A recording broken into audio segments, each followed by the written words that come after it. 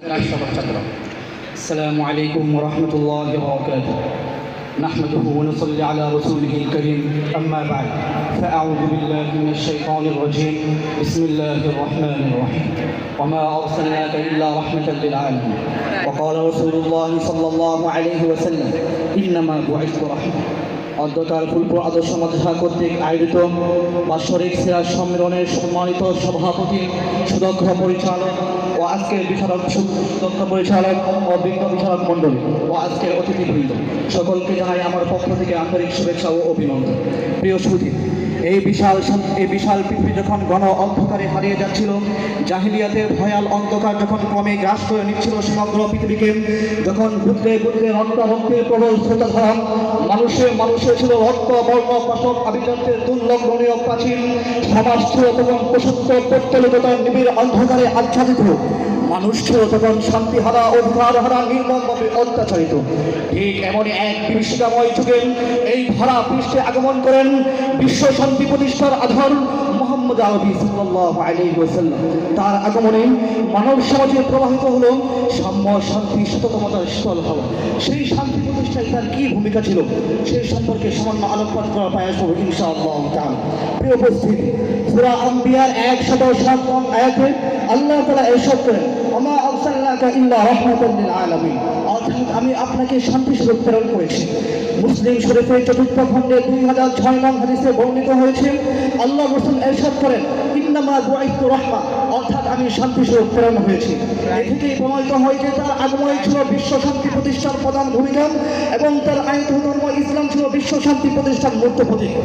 মুহতারাম হাজরিন, শান্তি প্রতিষ্ঠার লক্ষ্যে মহানবী আরবি সাল্লাল্লাহু আলাইহি ওয়াসাল্লাম প্রথমত পৌত্তলিকদের মূর্তি পূজা ছিলেন, একত্ববাদের দিকে ধাবিত হতেন। আল্লাহ তাআলা ঘোষণা শুনিয়ে দেন, ওয়ালা তাজআলু মা'আল্লাহি ইলাহান আখার। জাহিলি যুগে যখন মানুষ পরস্পরে মারামারি, হানাহানি এবং দলাদলিতে লিপ্ত ছিলেন, তখন তাদের মাঝে ভালোবাসা এবং সম্প্রীতি ফিরিয়ে আনতেন। আল্লাহ তাআলা ঘোষণা শুনিয়ে দেন, ইন্নামাল মুমিনুনা ইখওয়া। মানুষ যখন মৃত প্রাণী ভক্ষণ করতেন, তখন তাদেরকে এমন ভিন্ন কাজ থেকে ফিরিয়ে আনতেন। আল্লাহ তাআলা শুনিয়ে দেন, ইন্নামা হারামা আলাইকুমুল মাইতাতা ওয়াদ দামা ওয়া লাহমাল খিনজির। এতিমের হক নিশ্চিত করতেন। আল্লাহ তাআলা ঘোষণা শুনিয়ে দেন, ওয়ালা তাকুলু আমওয়ালাহুম ইলা আমওয়ালিকুম।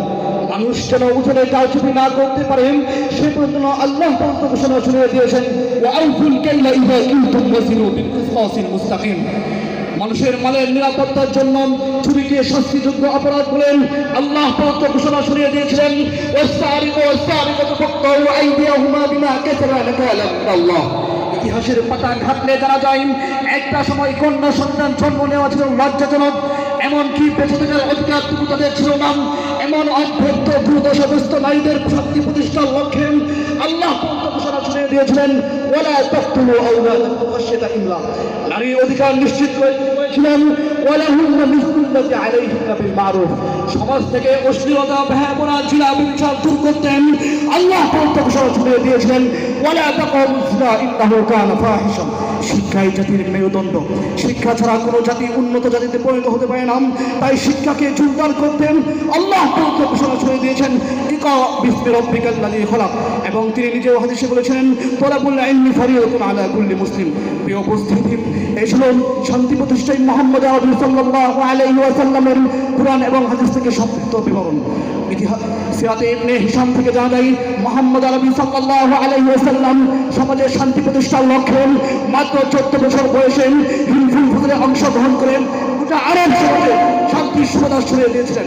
এমনি ভাবে মুহাম্মদ আরবি সাল্লাল্লাহু আলাইহি ওয়াসাল্লাম মদিনায় পৌঁছেন।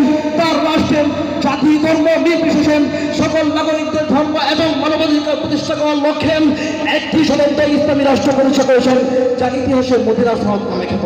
প্রিয় উপস্থিতি, শান্তি প্রতিষ্ঠায় মুহাম্মদ আরবি সাল্লাল্লাহু আলাইহি ওয়াসাল্লামের আরেকটি বৃহৎ দৃষ্টান্ত, আর তা হচ্ছে রক্তপাত মক্কা বিজয়।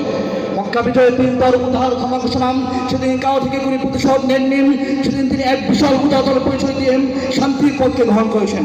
এক কথায় মুহাম্মদ আরবি সাল্লাল্লাহু আলাইহি ওয়াসাল্লামের শান্তি প্রতিষ্ঠার ভূমিকা সম্পর্কে বলতে গেলে বলা যায়, যিনি এতিমের অধিকার, নারী অধিকার, মানবাধিকার, ন্যায্য অধিকার নিশ্চিত করেছেন।